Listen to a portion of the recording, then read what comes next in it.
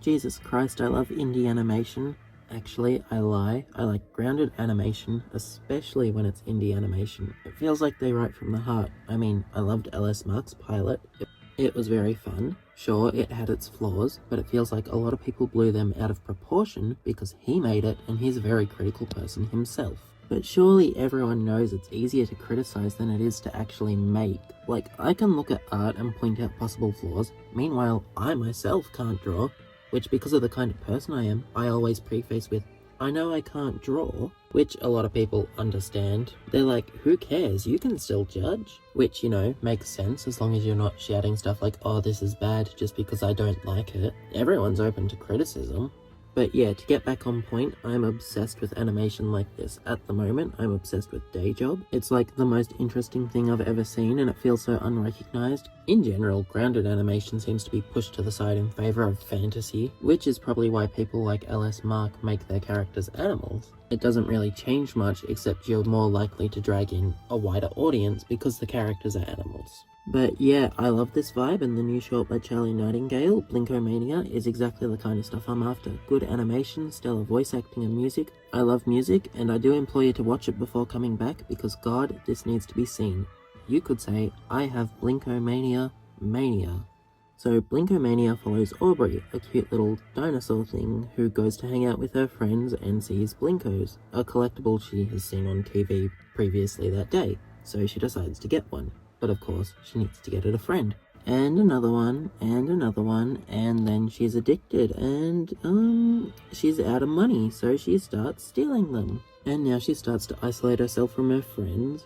She goes to steal one last one. I think that's mainly because it's the last one on the shelf, but the self-proclaimed biggest collector in their area points out that the one she has is the one he desperately needs. So they start to sing and fight, which it's kind of clear the song is from Aubrey's point of view. They both call each other out, but the visuals and the Blinkos talking in her imagination are like, please save us from him. While it is from her point of view, it is made clear neither of them is in the right. The collector is that stereotypical collector, big, fat, thinks he's better than everyone else. You know, the stereotypical guy you'd see collecting Pokemon cards and whinging when he doesn't get a rare one. Or buys out the entire store and ruins it for a bunch of kids. Meanwhile, Aubrey is just kinda obsessed. The song and fight go on for a while until Aubrey scratches the collector and he runs away saying she can have the Blinko, which, realizing the kind of person she's turning into, Aubrey goes to her friends for help, and they give away all her Blinkos except for the original one she bought. Which is a good message. It shows that she didn't have to give it all up, she just didn't have to go overboard. I do think it was a missed opportunity not to have the guy they gave the Blinkos to not be the collector guy. I mean, it would have been a cute way to make amends with him for scratching him, but at the same time, he wasn't a good guy, so if they did that, he would have won in the end. But yeah, I loved it. So I've been following the production of Blinkomania since around March and have been excited, but I don't think I would have ever imagined how immaculate it would turn out in the end. Everything looks so professional, the animation and lighting are amazing, the voice work is angelic, and the music, God, the music is amazing. Crazy how you can fit 2 songs into a 7-minute short but still have so much regular dialogue. Honestly, the saddest part is that it's a short film. Imagine if this was a show. I'd love to see more of Aubrey and her friends. I mean, this was a small project made with a moderate-sized team. With how much the short blew up, I'd love to see them return, but I don't know if it would ever happen, or what future stories would be. This one was obviously about consumerism and how something so cute can enslave someone and have them addicted.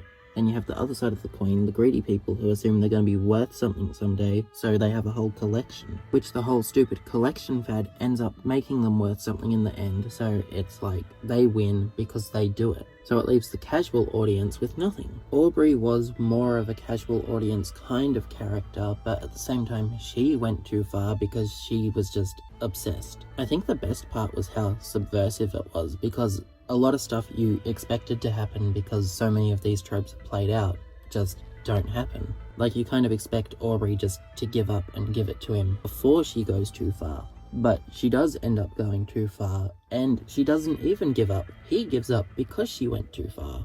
which obviously, because she went too far, she does give up. The other trope you'd probably expect to see is after their fight, when they both give up, is a little kid just comes in and takes it, but that doesn't happen either. Which it is a nice change of pace to avoid these obvious jokes and tropes. And relegating the story to Aubrey and the Collector was kind of a good move, because if the friends were a little more involved, no one would really feel developed. Like, yeah, I wish we could have seen more of the friends, but at the same time, if we saw more of them, it wouldn't be worth it. A lot of stories seem to try and cram in as many characters as they can, but your side characters don't need to appear a lot to be memorable. Showing that Aubrey has a good support system that she ignored is a good way to use side characters. Because they appear so little, you yourself probably aren't thinking much of them, but they end up being the people she needs. The biggest thing and person in her life at the moment we watch, being the Collector and the Blinkos, are the problem. And her friends serve her purpose as her friends. That's all you can really ask for. You don't need deep characters for everyone. The friends are just the support system, and that works for this story. But yes, please watch Blinkomania. It was so good. It's definitely getting the attention it deserves, but I think it deserves more. Like, I can't get the songs out of my head and need everyone else to fall to the same fate. You know something is good when the only complaint you have is wanting more. Sorry I didn't have much to say, but it's a 7-minute short. And my commentary is always so surface level, and I needed to get the word out about this amazing short. So yeah, I commend Charlie and his team and wish Blinkomania the best of luck in getting even more attention.